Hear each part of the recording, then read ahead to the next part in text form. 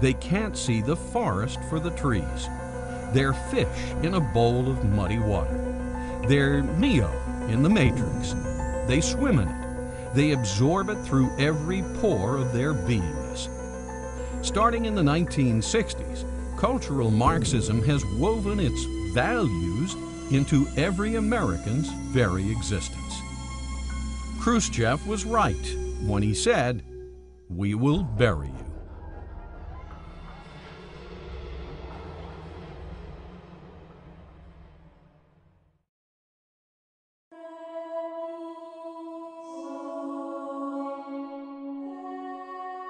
To understand what socialism is, one must first understand what communism is.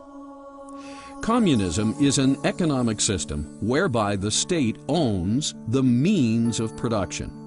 Means of production meaning capital. Capital meaning money, machinery, labor, land, and resources. Socialism is an economic system whereby the state owns the fruits of production.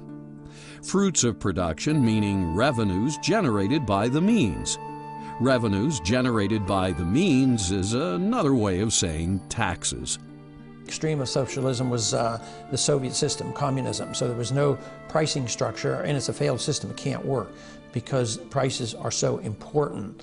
So communism owns and confiscates the means and fruits of production, whereas socialism confiscates just the fruits of production in the form of excessive taxes. Socialist states in Europe, for instance, confiscate as much as 50% of the money citizens pay for retail products and services.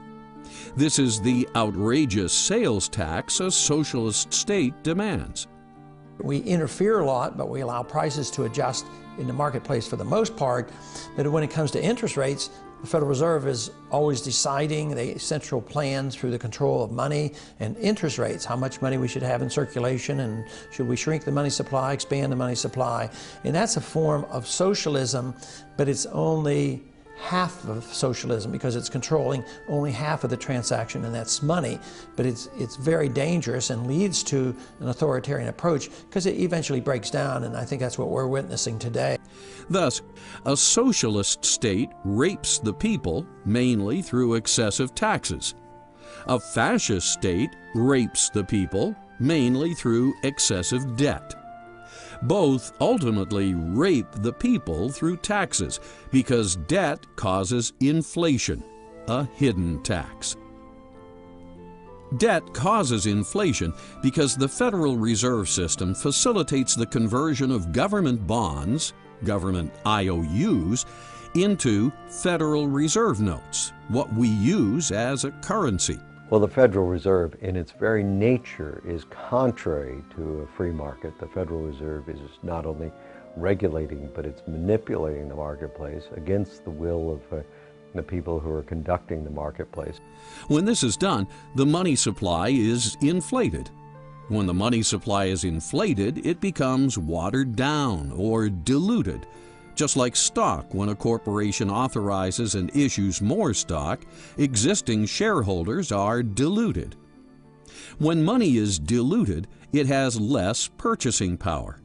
When it has less purchasing power, prices rise because it takes more Federal Reserve notes to purchase a given product.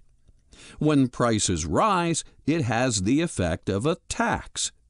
Inflation is therefore a hidden tax.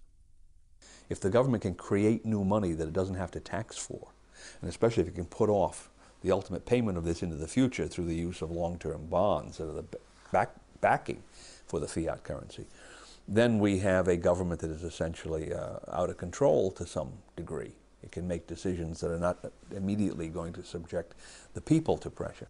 Unfortunately, the constitutional republic envisioned by the founders is being undermined by cultural Marxism and destroying the republic envisioned by the founders.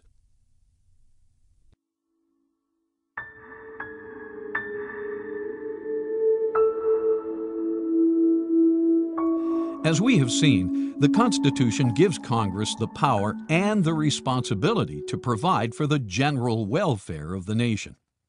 So important is the idea of general welfare. This is the only term that is stated twice in the Constitution, once in the preamble and again in Article 1. Unfortunately, a lot of people interpret this term to be a green light for massive social security, the so-called nanny state, which pays for everything and then demands the right to regulate everything. Well, the Constitution was written to limit the size and scope of government. It was to recognize that government was there to protect our liberties. It does not endorse the welfare system at all. If we just followed the Constitution, the government would be very much smaller, maybe 80% smaller. This may be the cultural Marxist's dream of a socialist state. But as a result, we now have minimum wage laws, child labor laws, federal disability laws, Medicaid laws, public housing laws, rent laws, entitlement laws, food stamp laws, and even extensive pet laws. Over 25,000 laws are enacted every year, many by congressmen that have been bought and paid for by multinational corporations, all non-people entities. I hereby declare this to be an unlawful assembly. If you remain in this immediate vicinity, you will be in violation of the Pennsylvania Crimes Code, no matter what your purpose is. What comes to mind is big corporations that put their view of the world out there for everyone, take over small businesses, take over choices that people might have, different kinds of products where everything becomes much more generic and just based on cost as opposed to quality and workmanship.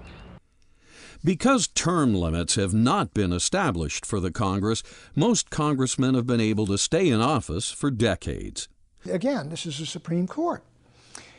States were enacting and imposed term limits on their members of Congress in something like half the American states, and the Supreme Court overthrew it and took the right away from the states to impose term limits on their own members of Congress. And what did Congress do? They said, that's fine with us, because we'll stay in power. It seems the more a congressman is entrenched, the more he is able to build a social network, a network of cronies. Clearly, good relationships with fellow congressmen serve many productive purposes, but such a network can also be abused. After all, it's much easier to minimize the risks of vote swapping, a form of collusion, amongst cronies. It's much easier to justify corporate campaign contributions, a form of bribery, amongst cronies. And it's much easier to get away with earmarks, a form of fraud, amongst cronies. Thus, an entrenched Congress, especially one cast into only two major political parties, would seem to be in the perfect position to imperceptibly usurp power from the people and place it into the hands of the corporate fascists that have hijacked Congress. The right place to look for a solution to the problem of corrupt politicians is at the voter and their perception of who they're voting for and what the political principles of their candidates are. You can bet collusion, bribery, and fraud are not practices the founders envisioned for a more perfect union. So unless I have this view that I need to participate in this system as a self-governing citizen to maintain the integrity of the system will eventually be dominated from the top down by the people who can actually make something from gaming it, as the expression goes. So this is the Founding Fathers' point. It depends upon having a virtuous citizenry that is willing to shoulder the burdens of maintaining a self-governmental structure. Again, general welfare includes everyone, especially the vast majority of average citizens who fall within the middle of the social spectrum. In statistical terms, the average, or mean, is represented at the top, or crest, of what's known as a bell-shaped curve. It's the middle of the bell-shaped curve. So it's fair to say that